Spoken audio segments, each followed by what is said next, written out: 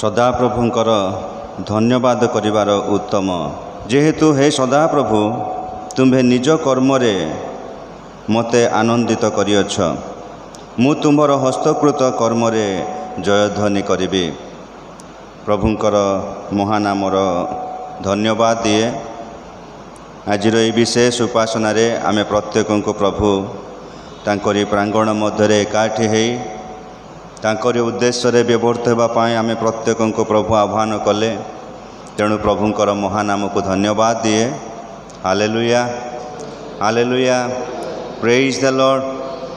आजिर ये विशेष उपासना मध्य मंडलीर समस्ते प्रभुंकर दासदासी माने उपस्थित थिबारु उपस्थित समस्त को मध्य आजिर विशेष उपासना मध्य को स्वागत जनाई ख्रीष्ट प्रेमर नमस्कार जनाए समस्त को नमस्कार।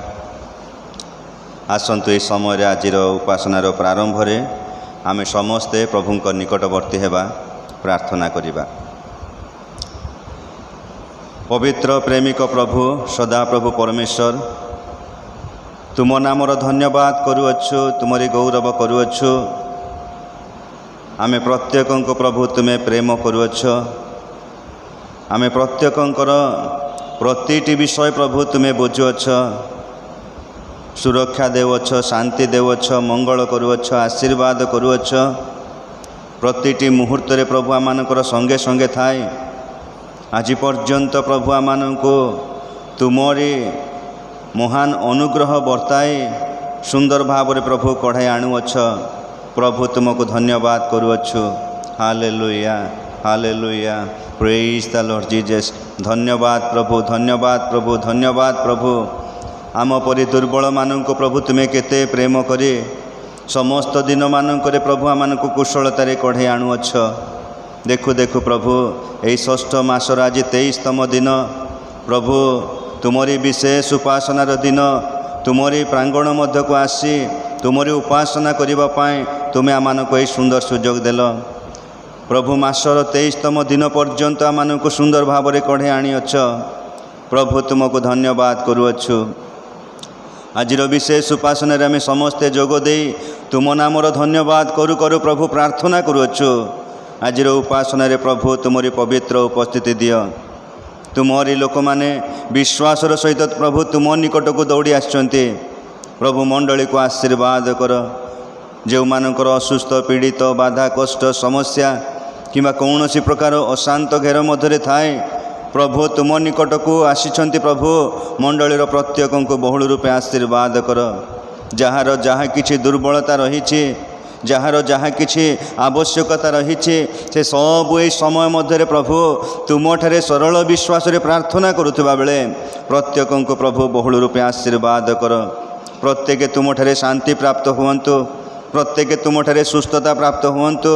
प्रत्येक तुम ठारे समस्त समस्यारू मुक्त हुअन्तु। प्रत्येक तुम ठारे प्रभु समस्त आत्मिक आशीर्वाद प्राप्त हुअन्तु बोली प्रार्थना करुअछु। प्रभु मंडलीर प्रति परिवार को तुम्हें आशीर्वाद कर। प्रभु खरार उत्ताप रुद्रताप हुए तो अनेक आमे समस्त को बाधा देउची सत तथापि प्रभु तुमरी लोक माने तुमको प्रेम करुथबारु प्रभु तुम निकट को जो आशा आकांक्षा नहीं आछंती प्रभु प्रत्येक को बहुल रूपे आशीर्वाद कर। अनेक हुए तो आसीपारी नाहंती प्रभु से माने प्रत्येक मध्य प्रभु तुम निकट को आसीबे। से माने प्रत्येक मध्य प्रभु तुमरी प्रभु शरणागत हेउ हेउ तुमरी जो आत्मिक आशीर्वाद रही ताहा पाइबा निमंते मंडलीर प्रत्येक को प्रभु तुम्हें आकर्षण कर। मंडलीर प्रत्येक को प्रभु तुम्हें कथा कुह जेपरी प्रभु तुमरी निमंते निकट को आसु आसु तुमरी आशीर्वाद तुमरी गौरवर कारण होगापाई प्रत्येक को साहाय्य कर। आजिर उपासनार प्रतिटी भार प्रभु तुम निकट रे देउछु। आजिर परिचालन रे आजिर गीत आराधना रे आजिर प्रभु शास्त्रांश पाठ रे आजिर विशेष प्रार्थना रे विशेष करी आजिर जो मुख्य विषय रही तुमरी वाक्य आलोचना रे प्रभु तुमरी पवित्र उपस्थिति दे आमे प्रत्येक को तुम्हें व्यवहार कर। आमे प्रत्येक को प्रभु तुम्हें कथा कुह। श्रोता वक्ता प्रत्येक को आशीर्वाद कर। तुमरी निमंते प्रभु आमे प्रत्येक को व्यवहार कर। महिमा प्रशंसा गौरव कर्तापण जुगे जुगे तुमरी हो। यीशुଙ୍କ नाम रे एई क्षुद्र प्रार्थना मागुअछु आमेन। हालेलुया हालेलुया हालेलुया आसतु ये समय आम प्रभु गौरव पाए समस्ते जानी गीत गोटे बोलिबा सियोन उपासना गीत बही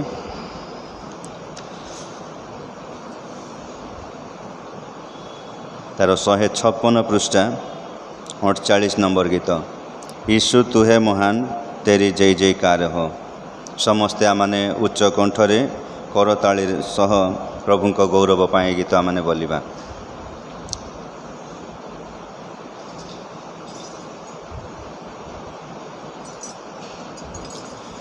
यीशु तू है महान तेरी जय जयकार हो। यीशु तू है महान तेरी जय जयकार हो।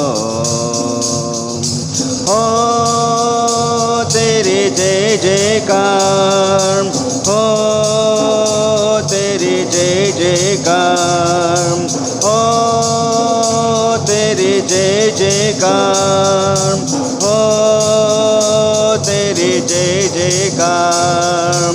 Hallelujah hallelujah hallelujah hallelujah hallelujah गाए हम। Hallelujah hallelujah hallelujah hallelujah hallelujah गाए हम। यीशु तू है महान तेरी जय जयकार हो। यीशु तू है महान तेरी जय जयकार हो।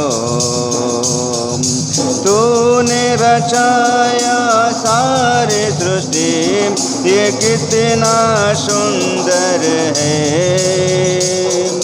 पंछी भी तेरा ही गुण गाते गाता है मेरा मन।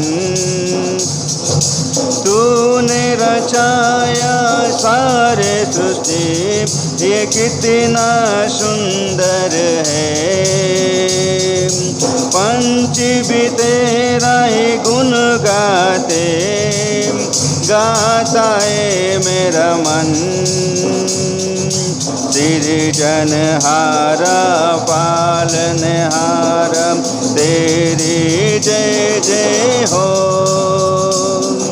सृजनहारा पालनहारा तेरे जय जय हो।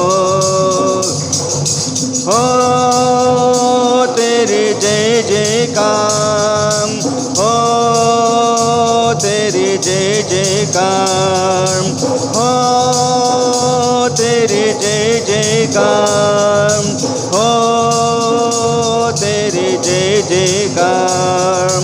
Hallelujah hallelujah hallelujah hallelujah hallelujah गाए हम। Hallelujah hallelujah hallelujah hallelujah hallelujah गाए हम। यीशु तो है महान तेरी जय जयकार हो। यीशु तो है महान तेरी जय जयकार हो। यीशु हिफाजत करता मेरा देता जीवन जल। क्यों न मैं उसको धन्य कहो वो यहोवा जिरे है। यीशु हिफाजत करता मेरा देता जीवन जल।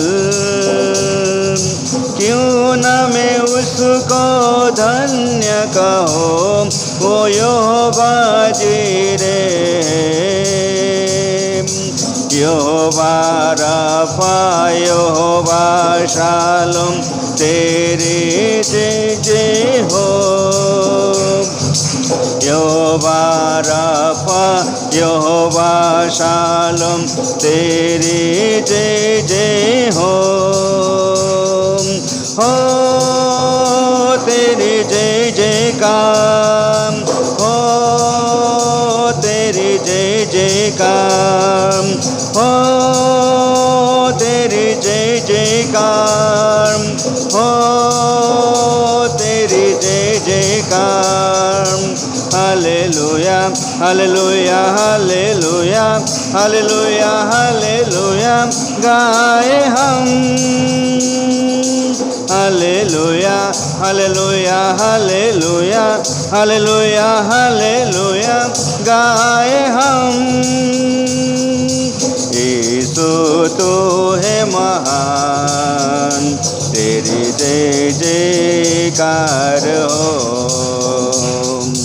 यीशु तू है महान तेरी जय जयकार हो तेरी जय जयकार हो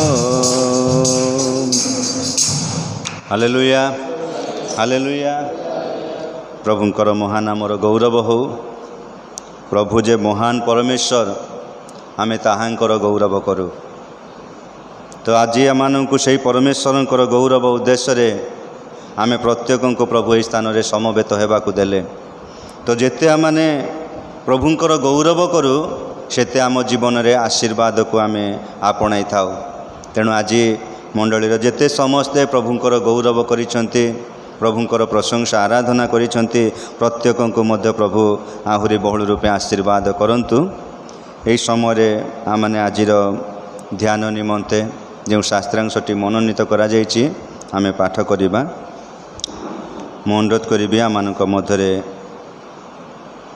सत्यानंद नायक से आसीबे एवं आजिर ध्यान निमंते जो शास्त्रांशटी मनोनीत करा जायछि ताहा से पाठ करिबे। प्रेज द लॉर्ड प्रभु नाम धन्यवाद दूसरी प्रभु सुंदर सुजोग देले आउ मृत मानक मध्य आम मानक जीवित रखिले आसतु देखा आज शास्त्रांश होउछि आज गीत संगीता तार 23 पर्वर 1 पदर आरंभ करिकी 6 पद पर्यंत एटी एपरी लेखा अछि सदा प्रभु मोर प्रतिपालक मोर अभाव हेब नाही से कोमल तृणमय स्थान मते शयन करांती से स्थिर जल पाखे पाखे मते कढ़ाई नियंती से मो प्राण को सुस्थ करती से आपणा नाम सकाशु धर्मपथरे मते कढ़ाई नियंती एणु मु मृत्यु छाया रूप उपत्यका दे गमन कले हैं कौन सी आपद को भय करी नाही कारण तुम्भे मोहर सहवर्ती तुम्भर पांचण और तुम्भर बाड़ी मते सांत्वना दियंती तुम्भे मो शत्रुगण साक्षात मो सम्मुखरे मेज सजाऊअछ तुम्भर तैल मो मस्तक सिक्त करिअछ मो पानपात्र उछुली पड़ुअछि निश्चय मंगल और दया मोहर जीवन जाए मोहर पश्चातगामी हेब पुणी मु सर्वदा सदा प्रभु गृह बास करी प्रभु पढ़त बाक्यर आशीर्वाद करंतु शास्त्रांश बुझापी शक्ति दिंतु।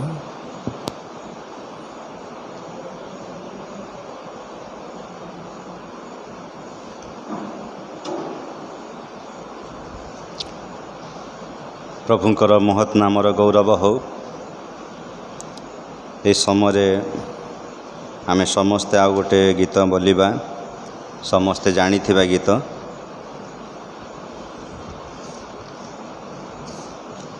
सियोन उपासना गीत बही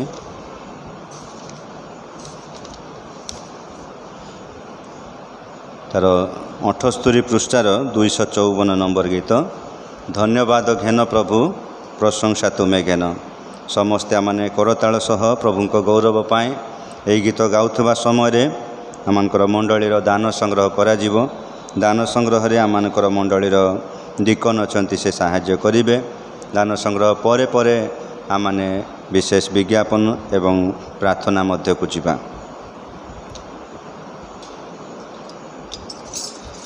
धन्यवाद घेन प्रभु प्रशंसा तुम्हें घेन धन्यवाद घेन प्रभु प्रशंसा तुम्हें घेन मंगलमय प्रभु तुम्हें करुणा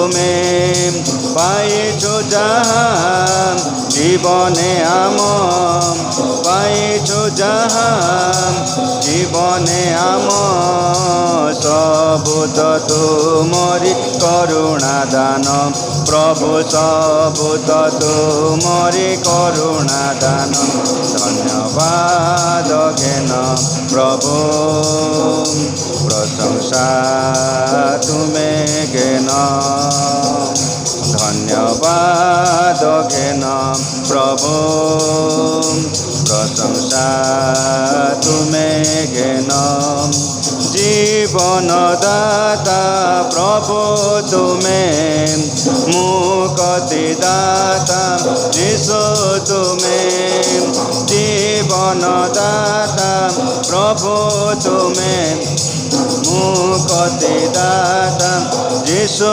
তুমে ক্রুশে চড়িল জীবন দেল ক্রুশে চড়িল জীবন দেল তুম প্রেম অনুপম প্রভু তুম প্রেম অনুপম ধন্যবাদ ঘেন প্রভু প্রশংসা তুমে ঘেন ধন্যবাদ ঘেন প্রভু প্রশংসা তুমে ঘেন ভুলিবিনি কেবে প্রভু তুমরি প্রেম পাইଛୁ যাহা মঙ্গল দান ভুলিবিনি কেবে প্রভু তুমরি প্রেম পাইଛୁ যাহা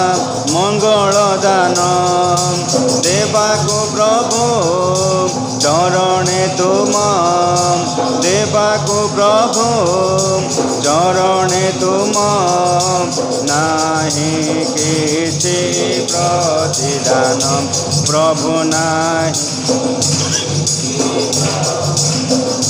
ধন্যবাদ ঘেন প্রভু প্রশংসা তুমে ঘেন ধন্যবাদ ঘেন প্রভু প্রশংসা তুমে ঘেন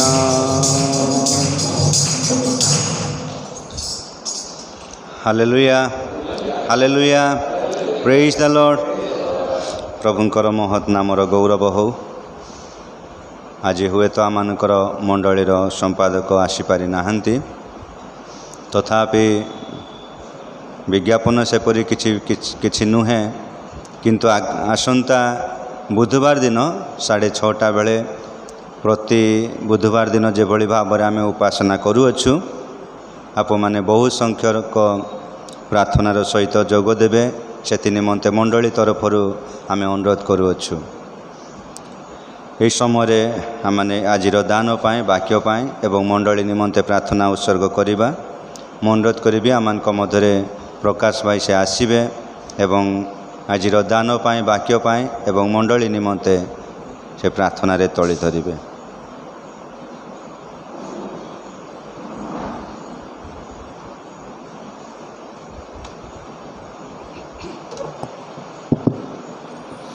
ହାଲେଲୁୟା ଆଉ ପ୍ରାର୍ଥନା କରିବା ଧନ୍ୟବାଦ ଦେଉଛି ହେ ମଙ୍ଗଳମୟ ପବିତ୍ର ପିତା ପରମେଶ୍ୱର ବାପା ତୁମର ପବିତ୍ର ପବିତ୍ର ମହାନାମରେ ବାପା ବିଶେଷ କରି ଧନ୍ୟବାଦ ଦେଉଛି ବାପା ପ୍ରଭୁ ଆମମାନଙ୍କୁ ଗୋଟେ ସୁନ୍ଦର ସହଭାଗିତା ଦେଲ ପ୍ରଭୁ ଆମମାନଙ୍କୁ ଗୋଟେ ସୁନ୍ଦର ସୁଯୋଗ ଦେଲ ତୁମର ସେହି ପବିତ୍ର ଚରଣ ତଳେ ବସି ତୁମର ପ୍ରଶଂସା ତୁମର ଉପାସନା କରିବା ପାଇଁ ପ୍ରଭୁ ତୁମକୁ ଧନ୍ୟବାଦ ଦେଉଛି ବାପା ହାଲେଲୁୟା ପ୍ରେଜ୍ ଦ ଲର୍ଡ ହେ ବାପା ଯେତେବେଳେ ପ୍ରାର୍ଥନା କରେ ପ୍ରଭୁ ক্ষুদ্র মণ্ডলী ହେଲେ হে প্রভু তুমি ଆମମାନଙ୍କୁ ଅନୁଗ୍ରହ କରିଛ ଦୟା କରିଛ ଅଳ୍ପ ସଂଖ୍ୟକ ହେଲେ হে ପ୍ରଭୁ ତୁମେ ଆମମାନଙ୍କୁ ଆଶୀର୍ବାଦ କରିଛ ତୁମକୁ ଧନ୍ୟବାଦ ଦେଉଛି ବିଶେଷ କରି ପ୍ରାର୍ଥନା କରେ ପ୍ରଭୁ ଆଗାମୀ ଦିନମାନଙ୍କରେ ପ୍ରଭୁ ଯେମିତି ପ୍ରଭୁ ତୁମର ଏ ମଣ୍ଡଳୀ ପରିପୂର୍ଣ୍ଣ ହେବ ପ୍ରଭୁ ବିଶ୍ୱାସ ବଢ଼ିବେ ପ୍ରଭୁ ତୁମର ପରିଚୟ ପାଇବେ ପ୍ରଭୁ ଅନେକ ଲୋକ ଆସିପାରିବେ ପ୍ରଭୁ ତୁମେ ଅନୁଗ୍ରହ କର ହେ ପିତା ପରମେଶ୍ୱର ବାପା ତୁମକୁ ଧନ୍ୟବାଦ ଦେଉଛି ପ୍ରଭୁ ଆଉ ଯେଉଁମାନେ ରହିଯାଉଛନ୍ତି ପ୍ରଭୁ ପ୍ରଭୁ କ'ଣ ପାଇଁ ରହୁଛନ୍ତି ତାହା ତୁମେ ଜାଣିଛ ପ୍ରଭୁ प्रभु से तुम दया कर प्रभु जहाँ सुस्थ पीड़ित अच्छा प्रभु तुम हे सुस्थकारी परमेश्वर तांको तुम सुस्थता दियो प्रभु उपयुक्त समय प्रभु तुमरी पवित्र चरण तले से आणिक उपस्थित कर प्रभु आम पापी मनुष्य प्रभु आम धूलिर मनुष्य प्रभु जहाँ किसी भूल अपराध अच्छी प्रभु तुम आम क्षमा कर प्रभु आम तुम दया कर प्रभु तुम दया कर धन्यवाद दूँ प्रभु आगामी दिन मानक प्रभु जो प्रभु सुविधा रही प्रभु से सुविधा तुम आशीर्वाद कर तुम आम प्रति दया कर बापा धन्यवाद दूँ बापा तेल प्रार्थना करे प्रभु हे वाक्यर ईश्वर वाक्य पढ़ा जाए प्रभु तुमरे दास को तुम हस्तर समर्पण करुचे तुम स्वर्गीय शक्ति परिपूर्ण कर तुम पवित्र आत्मा परिपूर्ण कर से मुख दे प्रभु तुम कथा कह से वाक्य जमी बुझीपार से वाक्य अनुसार चलीपर प्रभु प्रत्येक जन को प्रभु तुम उद्धर शक्ति दियो हे पिता परमेश्वर आपा बापा तेल दान आसी दान को तुम हस्तर समर्पण करुचे आपा ये दान को प्रभु तुम आशीर्वाद कर तुम उद्देश्य तुम व्यवहार कर तुम राज्य कार्य प्रभु तुम व्यवहार कर बापा पिता प्रार्थना त्राणकर्ता प्रभु जीसु ख्रीष्ट नाम रे मागुछि आपा आमेन। Hallelujah hallelujah praise the Lord. प्रभु आमान को अनुग्रह कले आज विशेष उपासना रे आमे समस्ते जोग देइछु कारण प्रभुंक निकट को आसीबा प्रभुंकर निकट रे बसिबा केवल आमे नीरवतार सहित बसी आमे जे दर्शन करी चली जीवा ताहा नुहे तांको निकट को आसीबा द्वारा प्रभु आमानंको तांकरी गौरवार्थे प्रभु व्यवहार करती।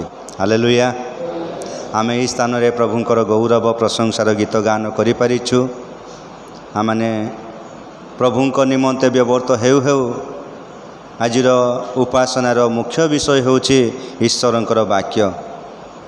आमे जेकोसी समय तांकरी प्रांगण मध्य को आसु से आमानंको वाक्य दे कथा कहती तेणु आज आजिर विशेष उपासना रे आजिर वाक्य निमंते आमानंक मध्य प्रभुंकर दास प्रोफेसर विकास चंद्र राउत उपस्थित अछंती तेणु तांको निकटरे मो तरफरु एवं मंडली तरफरु कृतज्ञता एवं नमस्कार जनाए। तेणु आज आमानंकर ई क्षुद्र मंडली को मध्य से आसीथिबारु निश्चित आमाने गर्वित। एही समय रे प्रभु जीशु ख्रीष्टଙ୍କ नामरे प्रभुंकर दासଙ୍କୁ ମୁଁ आह्वान करे से आसीबे एवं आजिर मनोनीत चिंता मंडली सम्मुखरे रखिबे।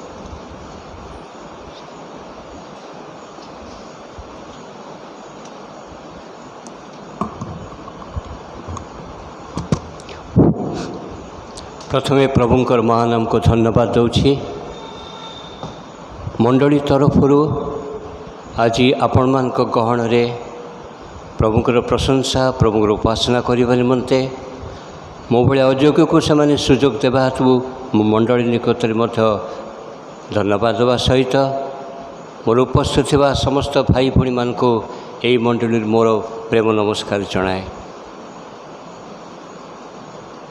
मु गोटे सामान्य मनुष्य आपण परी हे तो बयस टी बेसी हो पारे मोर बयस बहुत हो गला मत 78 वर्ष कि प्रभु मत दया करपर्यंत कढ़ई नौ कार्य मोर रिटायरमेंट मत 16 वर्ष हो गला आई रिटायरमेंट मध्य प्रभु व्यवहार करेणु प्रभुकर महान को धन्यवाद दूची। बालक महाशय को बहुत दिन मुझे जाने सहित मोर घनिष्ठ संपर्क तेणुक मु निज विषय किसी कहूना मुझे कहूँ मु जड़े अयोग्य दास प्रभुंकर आज प्रभु मत सुजोग देते आपण निकटरे वाक्य परिवेषण करने निमंते जो वाक्य मु बही आनी मु प्रभु कहली प्रभु कौन मंडली प्रति कहबी प्रभु गोटे छोट वाक्य देले आउ से वाक्य आपण गोटे पढ़ा चली एवं से वाक्य प्रभु जहाँ कहते केतोटी पद विषय नहीं आम चिंता करवा आसतु वाक्य शुणा पूर्वर प्रभु को चरण तल को जा प्रार्थना करवा। हे प्रेममय परमेश्वर तुमर गौरव तुमर प्रशंसा करुछु तुमर स्तुति वंदना करुछु प्रभु କାରଣ ତୁମେ ମହାନ ଈଶ୍ୱର ହେଇକି ମଧ୍ୟ ଆମମାନଙ୍କୁ ପ୍ରେମ କରୁଛ। ତୁମେ ମହାନ ଈଶ୍ୱର ହେଇକି ମଧ୍ୟ ପ୍ରଭୁ ଯେଉଁ ସମୟରେ ଆମେ ତୁମକୁ ଖୋଜିଲୁନୁ ପ୍ରଭୁ ତୁମେ ଆମକୁ ଖୋଜି ଖୋଜି ଖୋଜି ଖୋଜି ଏ ଜଗତକୁ ଆସିଲ ଆଉ ଆମକୁ ପ୍ରଭୁ ସେ ଦହଲା କାଦରୁ ଉଠେଇ ଆଣି ହେ ପ୍ରଭୁ ତୁମେ ସେ ଉଚ୍ଚ ସ୍ଥାନରେ ସ୍ଥାପନ କଲ, ଆମକୁ ମହିମାନ୍ୱିତ ପ୍ରଭୁ ତୁମେ କଲ। ତେଣୁ ତୋର ଧନ୍ୟବାଦ ପ୍ରଶଂସା କରୁଛୁ। ହେ ପ୍ରଭୁ ଯେଉଁ ପ୍ରେମ ଦେଇ ତୁମେ ଆଜିକୁ ଆମକୁ ପ୍ରେମ କରିଛ ପ୍ରଭୁ, ଆମେ କ'ଣ ସତରେ ତୁମକୁ ସେହିପରି ପ୍ରେମ କରିପାରୁଛୁ କି? ଆଜି ନିଜକୁ ପ୍ରଶ୍ନ କରୁଛି ପ୍ରଭୁ, ଯେଉଁ ପ୍ରେମ ତୁମେ ମୋତେ ଦେଇଛ ମୁଁ କ'ଣ ପ୍ରଭୁ ସେ ପ୍ରେମ ତୁମକୁ କରିପାରୁଛି? ହେ ପ୍ରଭୁ ସେ ପ୍ରେମ ମୋ ନିକଟରେ ନାହିଁ ଯୀଶୁ ବାପା। ମୁଁ ନିହାତି ପାପୀ ମନୁଷ୍ୟ, ନିହାତି ଅଯୋଗ୍ୟ ମନୁଷ୍ୟ ପ୍ରଭୁ। କେବଳ ମୋତେ ତୁମେ ଦୟା କର, ମୋତେ ତୁମେ ଦୟା କର। ହଁ ପ୍ରଭୁ ଏଠାରେ ତୁମେ ଉପସ୍ଥିତ କରାଇଲ, ଧନ୍ୟବାଦ ଦେଉଛି। ଯଦି ସବୁ ବିଳମ୍ବ ହେଲା ତଥାପି ପ୍ରଭୁ ତୁମେ ମହିମାନ୍ୱିତ, ତୁମେ ଗୌରବାନ୍ୱିତ ହୁଅ। ପ୍ରଭୁ ଯେଉଁ ବାକ୍ୟ ବହି ଆଣିଛି ହେ ପ୍ରଭୁ ତୁମେ ସେ ବାକ୍ୟକୁ ଭାଙ୍ଗ, ତୁମେ ସେ ବାକ୍ୟକୁ ପରସ। କାରଣ ପ୍ରଭୁ ସେନ 5ଟି 2 ମାଛ ଭଳିଆ ପ୍ରଭୁ ସେନ ଏହି ବାକ୍ୟକୁ ପ୍ରଭୁ ସେ ତୁମେ ପରସି ଆମକୁ ପ୍ରଭୁ ଖାଇବାକୁ ଦିଅ, ଯେପରି ଆମେ ପରିତୃପ୍ତ ହେବୁ। ପୁଣି ବହି ନେଇ ପ୍ରଭୁ ଆମର ସାଙ୍ଗସାଥି ଭାଇ ବନ୍ଧୁକୁ ଦେବାକୁ ପାରିବୁ। ତୁମେ ସେ ଆଶୀର୍ବାଦ କର ପ୍ରଭୁ। ଏହି ସ୍ଥାନ ତୁମେ ଅଳଙ୍କୃତ କର, ଆରମ୍ଭରୁ ଶେଷ ପର୍ଯ୍ୟନ୍ତ ପ୍ରିୟ ପ୍ରଭୁ ତୁମର ଉପସ୍ଥିତିରେ ଆମକୁ ପ୍ରଭୁ ତୁମେ କଢ଼େଇ ନିଅ। ପ୍ରତ୍ୟେକ ଭାଇ ଭଉଣୀ ଉପସ୍ଥିତ ସମସ୍ତଙ୍କୁ ତୁମେ ଆଜି କଥା କୁହ ପ୍ରଭୁ, ମୋତେ ମଧ୍ୟ ତୁମେ କଥା କୁହ ପ୍ରଭୁ। ଆମ ହୃଦୟକୁ ପ୍ରଭୁ ତୁମେ ଉନ୍ମୁକ୍ତ କର, ଆମର କର୍ଣ୍ଣକୁ ତୁମେ ପ୍ରଭୁ ଖୋଲି ଦିଅ, ଯେପରି ତୁମର ବାକ୍ୟ କେବଳ ଶୁଣିବୁ ତା ନୁହେଁ, ହୃଦୟରେ କାର୍ଯ୍ୟକାରୀ କରିବୁ। ଆଉ ପ୍ରଭୁ ତୁମର ଗୌରବ କରିବୁ, ଆଉ ତୁମର ପ୍ରଶଂସା କରିବୁ। ହେ ପ୍ରଭୁ ମୋତେ ତୁମର କୃଷର ପଛପଟେ ଲୁଚାଇ ତୁମେ ଗୌରବାନ୍ୱିତ ହୁଅ, ତୁମେ ମହିମାନ୍ୱିତ ହୁଅ। ଯୀଶୁଙ୍କ ନାମରେ ମାଗୁଅଛି, ଆମେନ୍। ମୋର ପ୍ରିୟ ମଣ୍ଡଳୀ, ଆଜି ଯେଉଁ ବାକ୍ୟଟି ପଢ଼ାଗଲା, ଯେଉଁ ଅଂଶଟି ପଢ଼ାଗଲା, କିଏ ନ ଜାଣେ ତାକୁ? ସଣ୍ଡେ ସ୍କୁଲ ଆରମ୍ଭ କରି ବୃଦ୍ଧା ପର୍ଯ୍ୟନ୍ତ ସମସ୍ତେ ବାକ୍ୟକୁ ଜାଣିଛନ୍ତି ଗୀତ ସଂହିତା 23 ବୋଲି। ଯଦି ପଚାରିବ ଗୀତ 23 କ'ଣ, ସାଙ୍ଗେ ସାଙ୍ଗେ ସମସ୍ତେ କହିବେ ସଦାପ୍ରଭୁ ମୋର ପ୍ରତିପାଳକ, ମୋର ଅଭାବ ହେବ ନାହିଁ। କିନ୍ତୁ ଏଇ ଯେଉଁ ବାକ୍ୟ ଅଛି ଗୀତ ସଂହିତା 23 ମାତ୍ର ହେଉଛି କେତେ ନା 94ରୁ 96 ଶବ୍ଦ। ଯଦି ଗଣିବେ 94ରୁ 96 ଶବ୍ଦ, ତାଠୁ ବେଶୀ ନାହିଁ। ମାତ୍ର ଇଂରାଜୀରେ ହେଉଛି 118ଟା ଶବ୍ଦ ଅଛି ଏବଂ ଏ ପ୍ରତ୍ୟେକ ଶବ୍ଦର ଭ୍ୟାଲ୍ୟୁ ଅଛି ବା ପ୍ରତ୍ୟେକ ଶବ୍ଦର ଗୋଟେ ମୂଲ୍ୟ ଅଛି। ଏବଂ ଦାଉଦ ଏଇ ଗୀତ ଲେଖିଦେଇଛନ୍ତି। ଆଉ এই 118 ବିଶିଷ୍ଟ ଇଂରାଜୀର ଶବ୍ଦ ବା ଓଡ଼ିଆର 96 ବା 94ରୁ 96 ବିଶିଷ୍ଟ ଶବ୍ଦ ଯେ କ'ଣ କାର୍ଯ୍ୟ କରେ ଆମମାନଙ୍କ ଜୀବନରେ, କ'ଣ ଆମ ଜୀବନରେ ଉପକାର କରିଛି, ଅନ୍ୟମାନଙ୍କ ଜୀବନରେ କ'ଣ ଉପକାର କରିଛି, ଆଜି ସେଇ ବିଷୟ ଆମେ ଟିକେ ଚିନ୍ତା କରିବା। ମୋର ପ୍ରିୟ ବନ୍ଧୁଗଣ, ଥରେ ଜଣେ ପ୍ରଚାରକ ବନ୍ଧୁଙ୍କ ନିକଟକୁ ଜଣେ ବ୍ୟକ୍ତି ଆସିଲେ। ସେ ବ୍ୟକ୍ତିଙ୍କ ମନରେ ଅନେକ ଅଶାନ୍ତି, ଅନେକ ଝଡ଼, ଅନେକ ସମସ୍ୟା। ଆଉ ସେ ଆସି ପଚାରୁଛନ୍ତି, ପ୍ରଚାରକ ମହାଶୟ ମୋତେ କୁହନ୍ତୁ ମୁଁ କିପରି ଜୀବନରେ ମୋର ଶାନ୍ତି ପାଇବି, କିପରି ମୋ ଜୀବନର ଝଡ଼ ଗୁଡ଼ିକ ଚାଲିଯିବ, କିପରି ମୁଁ ଆଶ୍ୱାସନା ପାଇବି, କ'ଣ ମୁଁ କରିବି? ମୁଁ ତ ଖ୍ରୀଷ୍ଟିଆନ, ମୁଁ ତ ବାକ୍ୟ ଜାଣିଛି, ମୁଁ ସବୁକିଛି ଜାଣିଛି, କିନ୍ତୁ ପାଳକ ମହାଶୟ ଆପଣ ମୋତେ କୁହନ୍ତୁ ମୁଁ କ'ଣ କରିବି? ଆଉ ପାଳକ ମହାଶୟ ବା ସେ ପ୍ରଚାରକ ମହାଶୟ କହିଲେ, ଗୀତ ସଂହିତା 23କୁ ତୁମେ ପଢ଼।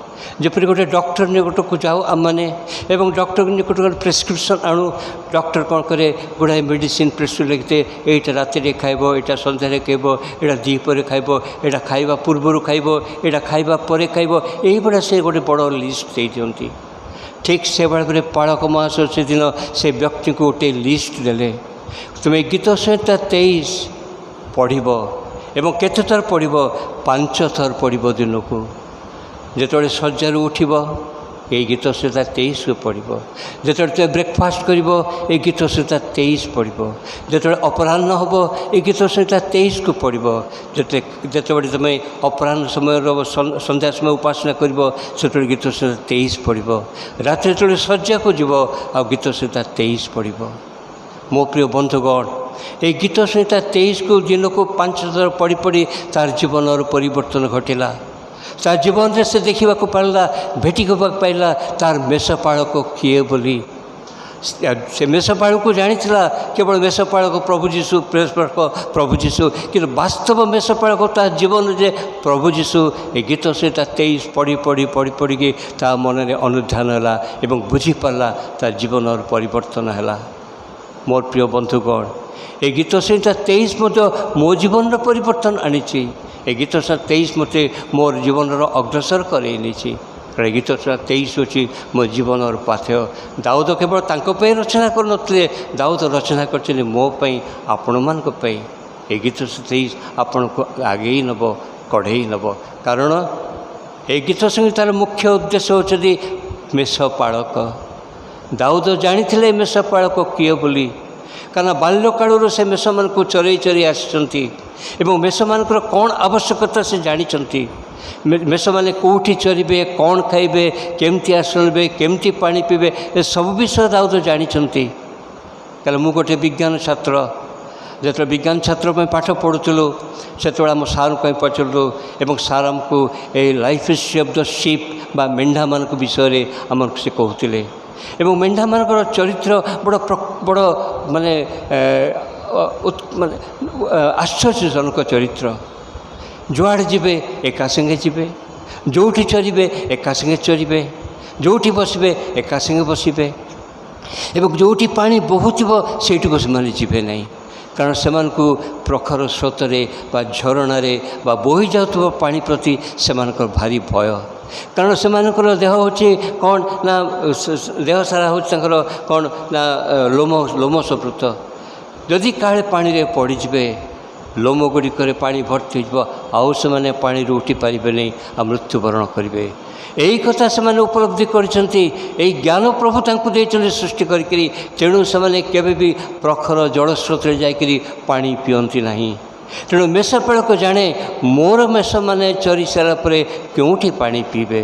ତେଣୁକରି ସେ କ'ଣ କରେ, ତା ପାଇଁ ଗୋଟେ ଜାଗାରେ କ'ଣ କରେ ନା ପଥର ଗଦା କରିଥାଇ, ସେଇ ଯେଉଁଠି ଝରଣା ଅଛି ବା ଯେଉଁଠି ପୋଖରୀ ଅଛି ସେଇଠୁ ଆଣିକରି ଗୋଟେ ସ୍ଥାନରେ ପାଣି ଜମା କରିଦେଇଥାଏ ଏବଂ ସେଇ ଜମା ହେବା ସ୍ଥାନରୁ ସେ ପାଣି ପିଇବା ଆରମ୍ଭ କରିଛି ମେଷମାନେ ଆରାମରେ। କାରଣ ସେଠି ବୁଡ଼ିଯିବାର ଭୟ ନାହିଁ, ପାଣିରେ ପଡ଼ିଯିବାର ଭୟ ନାହିଁ, ମୁହଁଟି ମାରିବେ, ପାଣିଟି ପିଇବେ। ମୋର ପ୍ରିୟ ବନ୍ଧୁଗଣ, ଏ ହେଉଛି କ'ଣ ନା ଗୀତ ସଂହିତା 23।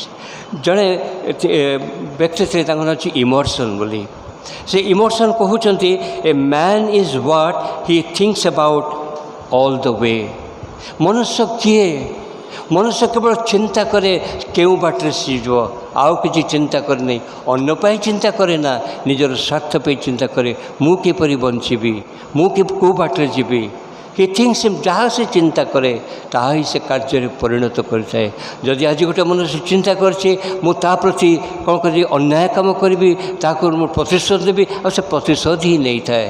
କାରଣ ଅନ୍ତରରେ ତାହା ଖେଳୁଥାଏ, କିଭଳି ଭାବରେ ମୁଁ ଏହି କାର୍ଯ୍ୟ ସମାପ୍ତ କରିବି। ଅର୍ଥାତ୍ ମନୁଷ୍ୟ ଯାହା ଚିନ୍ତା କରେ ତାହା ହିଁ ସେ କାର୍ଯ୍ୟରେ ପରିଣତ କରେ। ମୋର ପ୍ରିୟ ବନ୍ଧୁଗଣ, ଆଜି ଚିନ୍ତା କରନ୍ତୁ ଆମ ଜୀବନର ଚିନ୍ତା କରିବାର ବିଷୟ। ଏହାକୁ ପଢ଼ି ଯେତେଥର ଆମେ এই ଗୀତ ସଂହିତାକୁ ପଢ଼ିବୁ ଆଉ ଦେଖିବୁ ଯେ ଯେତେବେଳେ ଆମେ ପାଇବୁ ଆମ ଜୀବନରେ ଗୋଟେ ନୂତନ ଅନୁଭବ ଜାତ ହେବ। ଯେତେଥର ଏହାକୁ ପଢ଼ିବୁ ଆମର ଗୋଟେ ନୂଆ ଚିନ୍ତାଧାରା ହେବ ଏବଂ ଏହି ଗୀତ ସଂହିତା କ'ଣ ନା ହୁଏତ ଶୀଘ୍ର ମନେ ରଖିହେବ, କିନ୍ତୁ ଯଦି ତ ଶୀଘ୍ର ମନେ ରଖିହେବ କିନ୍ତୁ ତା ନିଗୁଢ଼ ତତ୍ତ୍ୱକୁ ବୁଝିବା ଭାରି କଷ୍ଟ। ସଦାପ୍ରଭୁ ମୋର ପ୍ରତିପାଳକ, ମୋର ଭାବ ନାହିଁ, ସେ କୋମଳ ତୃଣମୟ ସ୍ଥାନରେ ମୋତେ ଶୟନ କରନ୍ତି, ଆରାମରେ କହିଦେଇ ଚାଲିଯିବ। କିନ୍ତୁ ତା'ର ନିଗୁଢ଼ ତତ୍ତ୍ୱ କ'ଣ, ଆ ଭିତରେ କ'ଣ ପ୍ରଭୁ ଚାହାନ୍ତି ମୋତେ ଆପଣମାନଙ୍କୁ କହିବା ପାଇଁ, ଆଜି ଏଇ ବିଷୟ ଆଜି ଚିନ୍ତା କରିବା। ଆଉ ଗୀତ 23 କ'ଣ କରେ ନା, ଏଇ 23 କ'ଣ କରେ ଗୋଟେ ଶକ୍ତିକୁ ପ୍ରକାଶ କରେ, ଏକ ଶକ୍ତିକୁ ସେ ପ୍ରକାଶ କରୁଛି। ଯେତେଥର ଆମେ ପଢ଼ିବୁ ଏକ ଶକ୍ତି ପ୍ରାପ୍ତ ହେବୁ।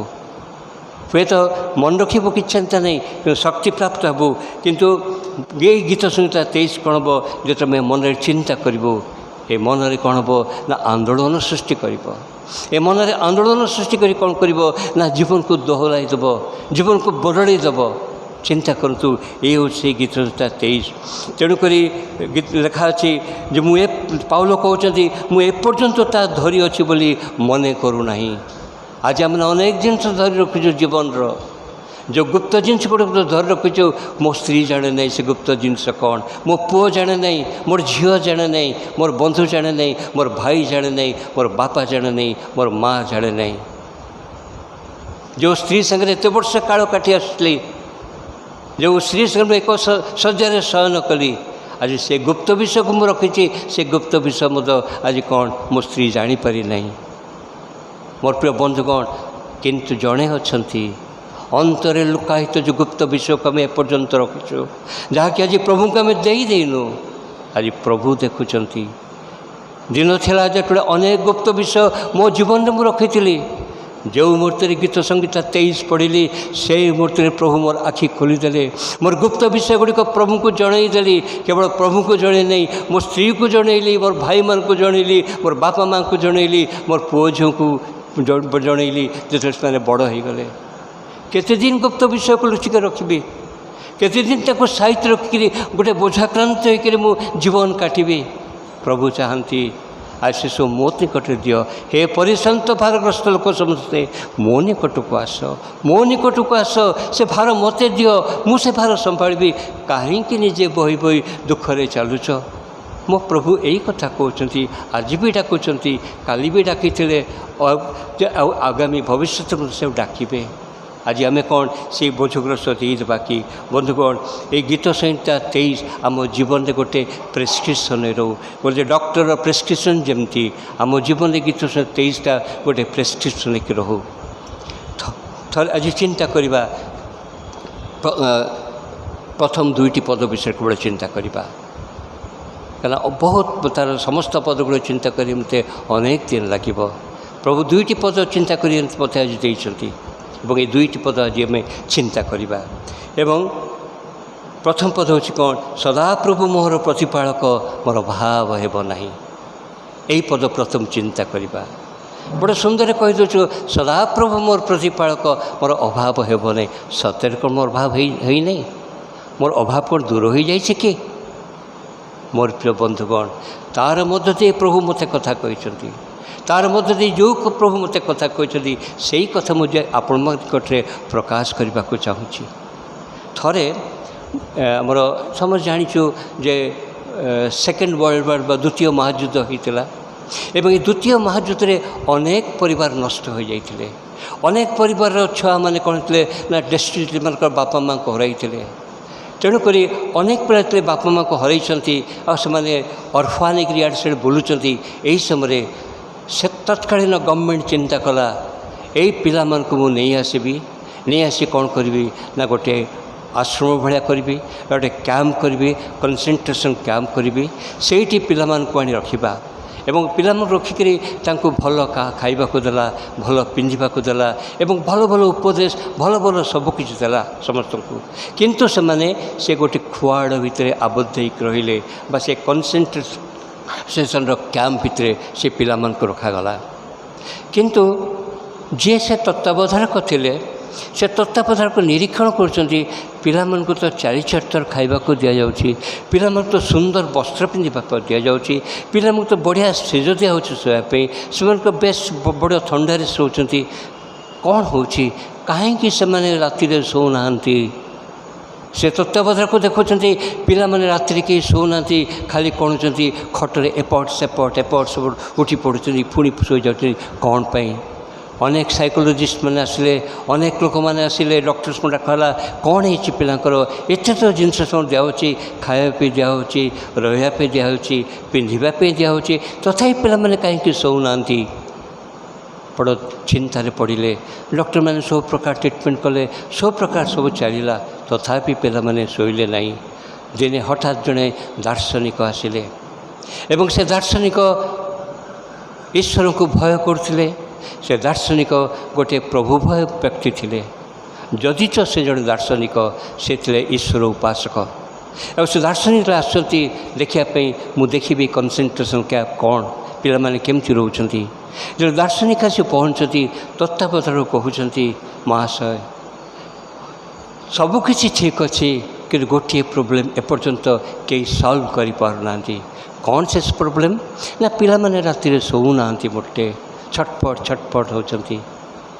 ଆଡ଼ୁ ଦାର୍ଶନିକ ଚିନ୍ତା କଲେ, जेहेतु से प्रभुर लोक बहुत चिंता करिगले प्रार्थना बसिले आ कहले ठीक अच्छी जिते पिलामाने शोवाक देवे जीवे आ पिला हाथ में खंडे खंडे रोटी धरईदेव आ पिला को कहब पिलाए ये रोटी तुम्हें खाइब नहीं रोटी को हाथ में धरतीब सकाଳେ तुमको पुणी दिहब किंतु रोटी खाइब नहीं रोटी को नहीं तुम्हें शोवाक जाओ आ देखागला पिला माने रोटी नहीं कि गले देखुचु पिला माने आराम रे सोई गले यार पछरे रहस्य कौन अच्छी ना पिला मान को मन रे यही चिंताधारा अच्छी जे आज सिना हमको खाइबा को देदेले आज सिना हमको रहिबा को देले काली कौन यही भाया खाइबा को देबे कि काली कौन आम को यही भाया माने आमर सत्कार करेंगे कि यही जो चिंताधारा से मन में पशि जाइए कारण से अरक्षक मेष पर इे से बुलूले यही जो चिंताधारा नहीं करी सब चिंतार रोचे तेणुक से राति शोई पारना जो मुहूर्त से रोटी को धरी और रात शोई पड़ती कौन ना काली रोटी न दिंतु हाथ में तो रोटी अच्छी आम खाईपर यही आश्वासन जो जीवन में आसीगला आ पिला माने शोई पड़े और तत्तावधान को बहुत आनंद अनुभव कले आ जानिले जे साइकोलोजी पिलांकर कौन मोर प्रिय बंधुगण दाऊदंकर जीवन आरंभ होता ये मेषपाड़क परी ये मेषपाड़क परी से गीत 23 के लिखिले मेढ़ा मानकर जीवन को देखिकी मेष मानकर जीवन को देखिकी एवं निजर निज अनुभूति मेष मान को चरई चरई चरई चरई से ये गीतटी लिखिदेले ये गीतटी लिखिं कौन स्वार्थ ना ये गीतटी लिखिं केवल अनुभव को जो अनुभव को आम निकट छाड़ी देते आम जपरी से अनुभव को नहीं पारिबा सदाप्रभु मोर प्रतिपालक मोर अभाव हेब नहीं आज चिंतार विषय सदाप्रभु मोर प्रतिपालक मोर अभाव हेब नहीं मेढ़ा माने कौन करते ना स्वतःप्रभु तो जानती जेहेतु से मेषपालक केमती जानिले देखु स्टडी कर आम पढ़ी ये मेढ़ा माने कौन स्वतःप्रभु तो जानती कौन जे तांकर जड़े पालक अच्छा तांकर जड़े सेवक अच्छा जो सेवक से जत्न नौकरी ठीक समय खाइबा को दौरान ठीक समय चरणी स्थान को ले जाती ठीक समय जलपान कराऊँच और यही सब चिंता करती तेणुक यही मेढ़ा मैंने कौन कर बड़ आराम रे जो फेरुंट खुआड़ भितर शोई जाती आ चिंता करूना काली आमर कौन घटे बोली जानती काली मोर पालक जानी मु क्यों चराणी स्थान में मु कौन करी ना चराणी पाइबी मो पालक जानती मु क्योंठी स्थान में मुझे कौ निर्झर को जाई मु पानी पीबी बोली मोर पालक जानती क्यों से छाया स्थान में मत मते आम को बसिया को देवे तेणुक मेढ़ा मैंने आराम रे से खुआड़ भितर पशि जाती आने शोई पड़ती मोर प्रिय बंधुगण ठीक पिलांकर हाथ परी पिलांकर हाथ में रुटी थिबा परी पिला माने परी शोई पड़े से दिन मेढ़ा माने शोई पड़ुथिले अति गीत सहित 23 को गीत रचक अति सरल भाव में स्थिर चित्त से लिखिं बंधुगण आज आम मान को प्रभु कहते तुम भिक्ख माग नहीं प्रभु चाहते नहीं आम मैंने भिक्ख मागु बोली से मेषपालक मेष मैंने चाह नुले आम मेष पाली बोबाड़ी धरबू आम खाइबा ना से जानती आस्ते आस्ते आस्ते मैंने जाती बारी चरणी स्थान को कढ़ई नियंती मोर बंधुगण आज आमर जो जगत में आम सृष्टि कले प्रभु जीशु आमको सृष्टि कले सीना कि आमपाई सबकि रखिदे गले आमर आवश्यकता कौन भविष्य हम आवश्यकता कौन सबू जाणिकी से आमको कौन कले ना आवश्यकता पूरण करने निमते जगत में सबकि आम रखिते आमपाई तेल रखिदे आमपाई खनिज द्रव्य रखिदे आमपाई कौन कर कोयला रखिदे आमपाई गैस रखिदे आमपाई भूमि में कौन कर ना उर्वरता देते जपरी कणब ना मंजी अंकुरोत्कलन फल उत्पादन कर प्रभु सब देते आम खाली बजार किणुचु गैस सरीगला फोन कर गैस कि गैस फैस सब प्रभु आगुरी सृष्टि कर सारी आमपाई ଆମର ଭବିଷ୍ୟତ ନିମନ୍ତେ ପ୍ରଭୁ ଚିନ୍ତା କରୁଛନ୍ତି। ତେଣୁ ଏ ସମସ୍ତ କିଛି ସେ ଆମ ପାଇଁ କରିଦେଇଛନ୍ତି। ତେଣୁ ଆମେ କାହିଁକି ଚିନ୍ତା କରିବା? ପ୍ରଭୁଙ୍କ ବାକ୍ୟ ଲେଖା ଅଛି, କାରଣ ତୁମମାନଙ୍କର କ'ଣ ପ୍ରୟୋଜନ ମାଗିବା ପୂର୍ବରୁ ତୁମମାନଙ୍କର ପିତା ଈଶ୍ୱର ତାହା ଜାଣନ୍ତି। ମାଗିବା ପୂର୍ବରୁ ଆମର ଜୀବନର କ'ଣ ଆବଶ୍ୟକତା ପ୍ରଭୁ ତାହା ଜାଣନ୍ତି, ପିତା ଈଶ୍ୱର ଜାଣନ୍ତି ବୋଲି ପ୍ରଭୁ ସେ କହୁଛନ୍ତି। ତେଣୁ କିନ୍ତୁ ଆଜି ମନୁଷ୍ୟ, ଆଜି ମୁଁ ଆଉ ଆପଣମାନେ ସବୁବେଳେ ବ୍ୟସ୍ତ। ଓହ ଆଜି ସରିଗଲା, କାଲି ସକାଳ ପାଇବ, ମୋ ପିଲାମାନଙ୍କୁ କ'ଣ ଟିଫିନ୍ ଦେବି, ତାଙ୍କୁ କେମିତି ବସ୍ତାରେ ସୁଧାରିବି, ତାଙ୍କୁ କ'ଣ ଖାଇବାକୁ ଦେବି, କାଲି ମୋ ସ୍ୱାମୀ ପାଇଁ କ'ଣ ରାନ୍ଧିବି, କାଲି କ'ଣ ଆସିବ ବଜାରରୁ, ଏହିପରି ଆମେ ଚିନ୍ତା କରି ଚାଲିଛୁ।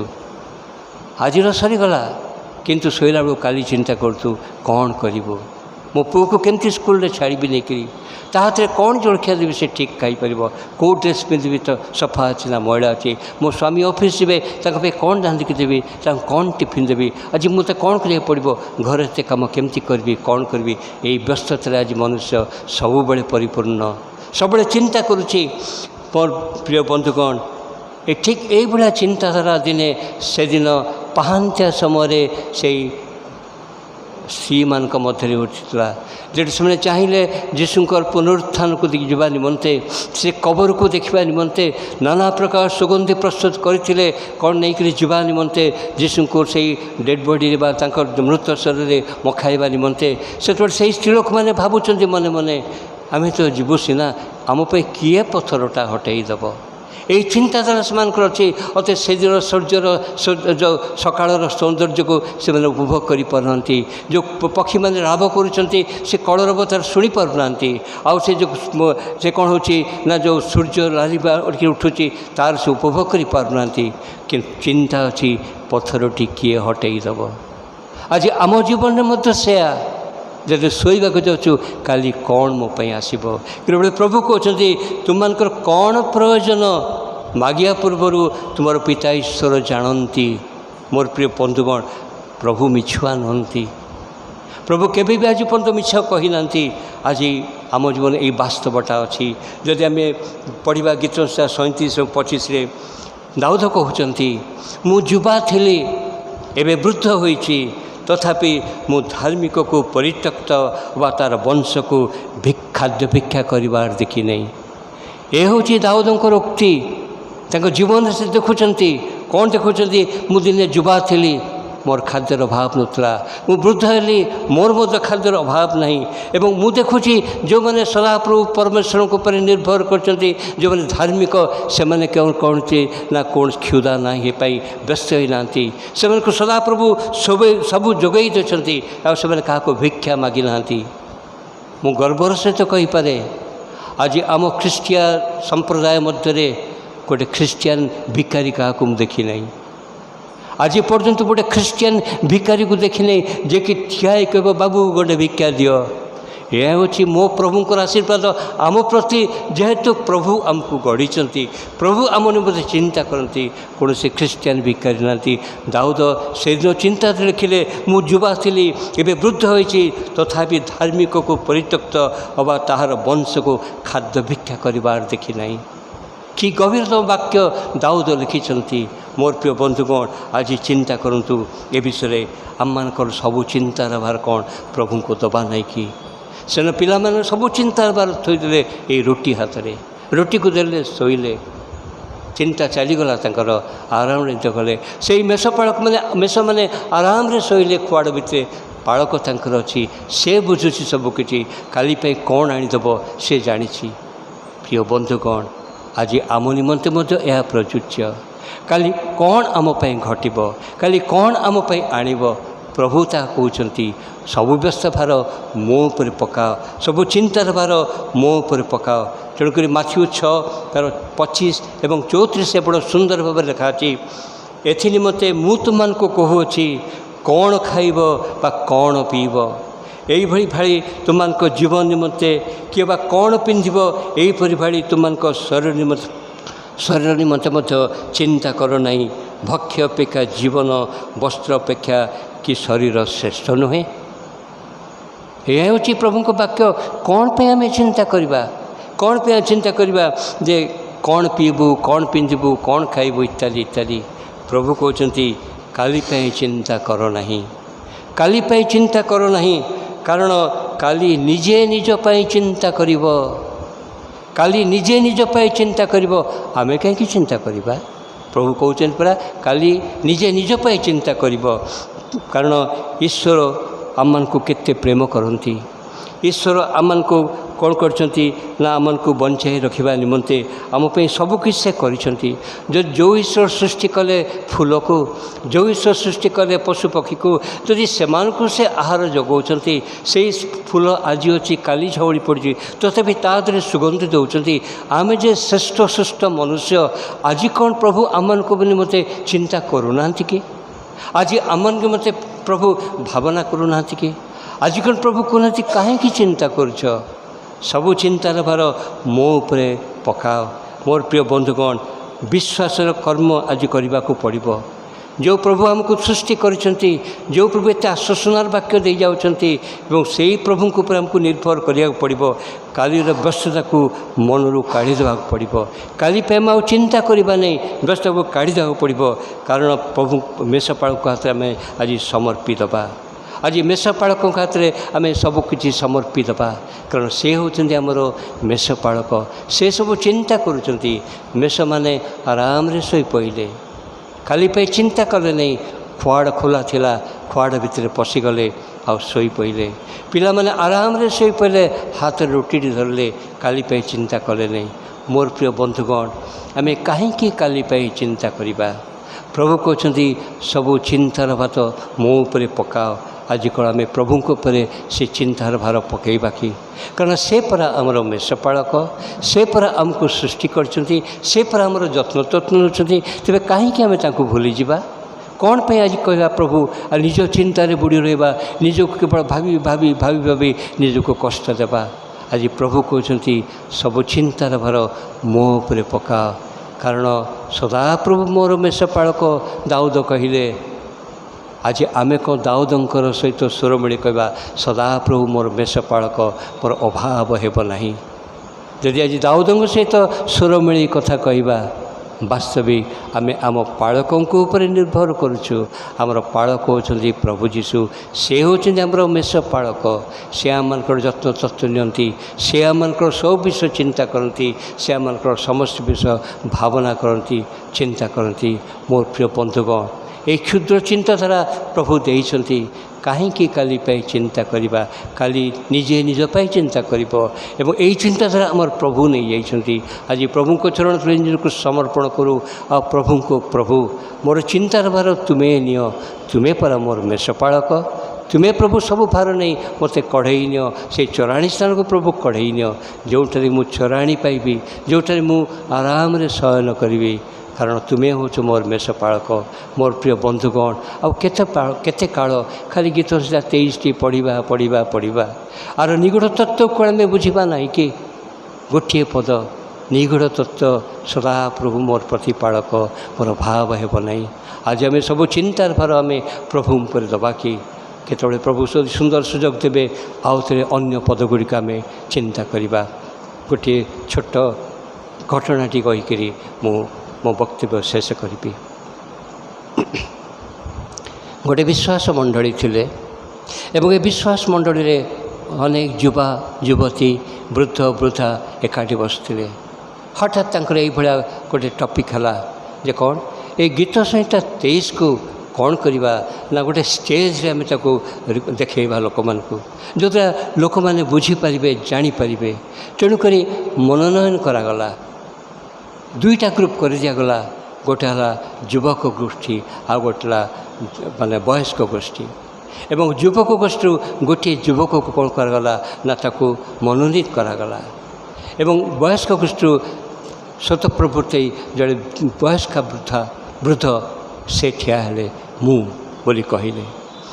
ଏଇ ଯେଉଁ ଯୁବକକୁ ସିଲେକ୍ଟ ହେଲା, ତାକୁ ଜଣେ ଡାଇରେକ୍ଟର ଗଲେ ଏବଂ ଜଣେ ଡାଇରେକ୍ଟର ତାକୁ ନେଇକରି ମାସେ କାଳ ତାକୁ ଟ୍ରେନିଂ ଦେଲେ।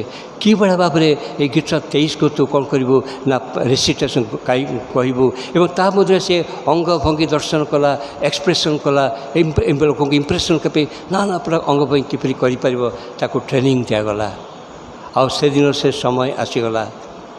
से स्टेज रे कौन है ना पर्दा पड़ी हठात पर्दा उठिला जो पर्दा उठी जाऊँचे से युवकटी ठिया होती एवं आरंभ है म्यूजिक सहित आ से युवक कौन कला ना गीत सुना 23टी उच्चारण करने लगिला एत सुंदर भाव से गीत सुना 23टी को से कहला अंग भंगी प्रदर्शन करी ओ सम एवं पर्दा पड़ जाए पर्दा उठुची देखाऊँगी गोटे कोणरू गोटे बुढ़ा लोक एक वृद्ध थरी थरी थरी थरी आसुँच और स्टेज मझे से ठिया होती और ठिया से अल पार ऊर्ध्व दृष्टि करुँच ऊर्ध्व दृष्टि कर नई पड़ुंट आंठु पाचुंट आउ कहते सदाप्रभु मोर प्रतिपालक आखिर लुह झरी जाऊँगी कांदी कांदी कांदी कांदी से कहते आईपार खाली कांदुंट कांदुंट कांदुंट कांदुंट समग्र जनता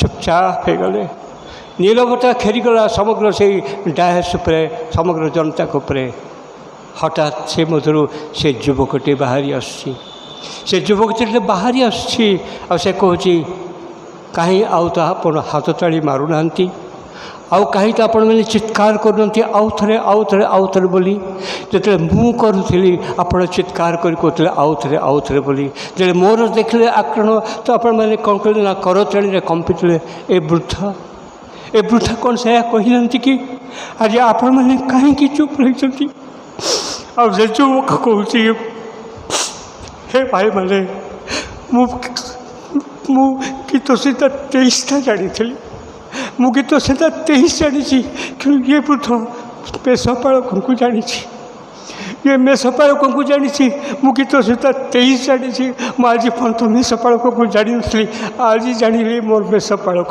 किए मोर प्रिय बंधुगण आज मेषपालक ये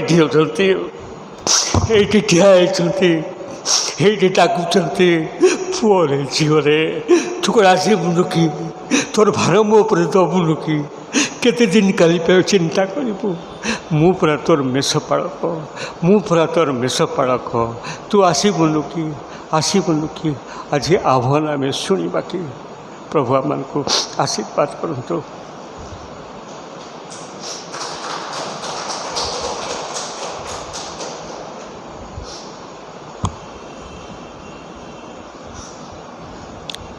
hallelujah praise the Lord praise the Lord आज विशेष उपासना मध्य प्रभुंकर दास आम को सुंदर वाक्य द्वारा उत्साहित करिसेंती सदा प्रभु आमनकर प्रतिपालक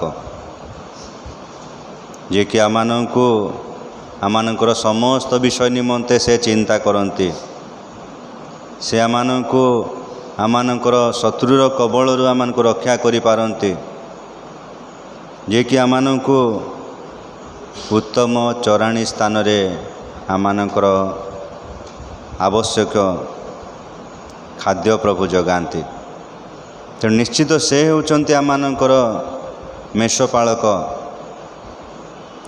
आजिर वाक्य द्वारा प्रभुंकर दास आमको उत्साहित करिसेंती प्रभु प्रिय दास को तांकर कार्यक्षेत्र को परिवार को आहरी बहुल रूपे आशीर्वाद करंतु जेते समस्ते आमने आजिर वाक्य मध्य शुणिअछु ए वाक्य द्वारा जेपरि आमने सदा प्रभुंक ठारे आहुरी संपूर्ण भाव में आउजी पड़ू एथिपाई मध्य प्रभु आमे प्रत्येक को साहाय्य करंतु।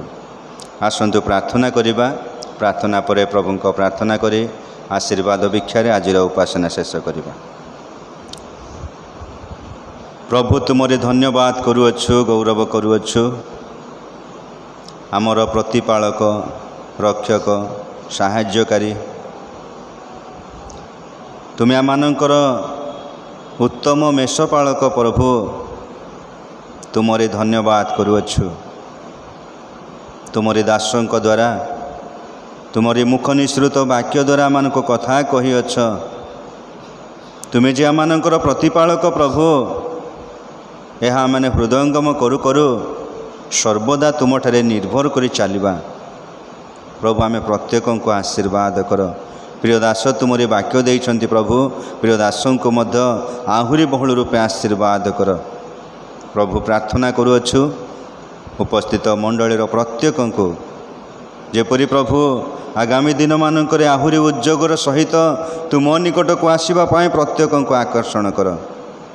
ସମସ୍ତଙ୍କର ସଙ୍ଗେ ସଙ୍ଗେ ଥାଏ ପ୍ରଭୁ ତୁମରି ମଙ୍ଗଳ ପ୍ରଦାନ କର। ମହିମା ପ୍ରଶଂସା ଗୌରବ କର୍ତ୍ତା ଆପଣ ଯୁଗେ ଯୁଗେ ତୁମରି ହେଉ। ଯୀଶୁଙ୍କ ନାମରେ କ୍ଷୁଦ୍ର ପ୍ରାର୍ଥନା ମାଗୁଅଛୁ, ଆମେନ୍। ହେ ଆମମାନଙ୍କ ସ୍ୱର୍ଗସ୍ଥ ପିତା, ତୁମ୍ଭ ନାମ ପବିତ୍ର ବୋଲି ମାନ୍ୟ ହେଉ। ତୁମ୍ଭ ରାଜ୍ୟ ଆସୁ, ଯେଉଁ ରୂପେ ସ୍ୱର୍ଗରେ ସେହି ରୂପେ ପୃଥିବୀରେ ତୁମ୍ଭ ଇଚ୍ଛା ସଫଳ ହେଉ। ଆଜି ଆମମାନଙ୍କୁ ପ୍ରয়োଜନୀୟ ଆହାର ଦିଅ।